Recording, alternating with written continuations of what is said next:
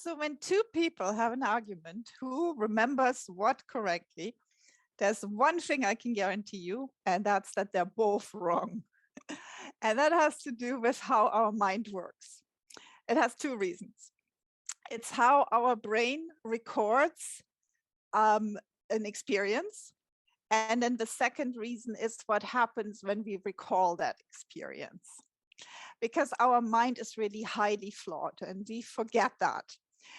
When we have an experience, it's not recorded in a continuous action, like you would imagine a video recorder recording something, but it records the memory in bursts or snippets.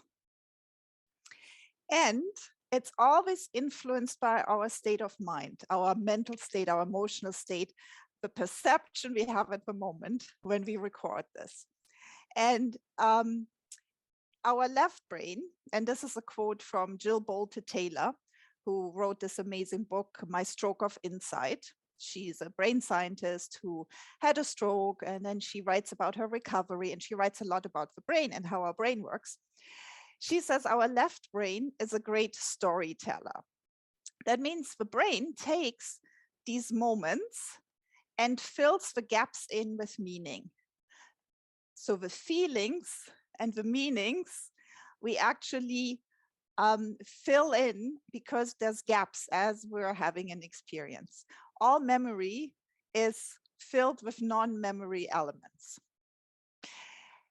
That's step one. Now, when we recall a stored event, we add more embellishments. We fill the blanks in again. So how you feel when you remember an experience, that affects this again. And now you have created a new memory of that old memory based on what you're feeling in that moment. So now we're dealing with a remembrance of the memory. And every time we recall something, we change the experience because the memory is state dependent. How we feel when it happens already creates a certain memory. And then as we feel in the moment when we recall it, we create a new memory. So memories change. And let's face it, they weren't accurate to begin with.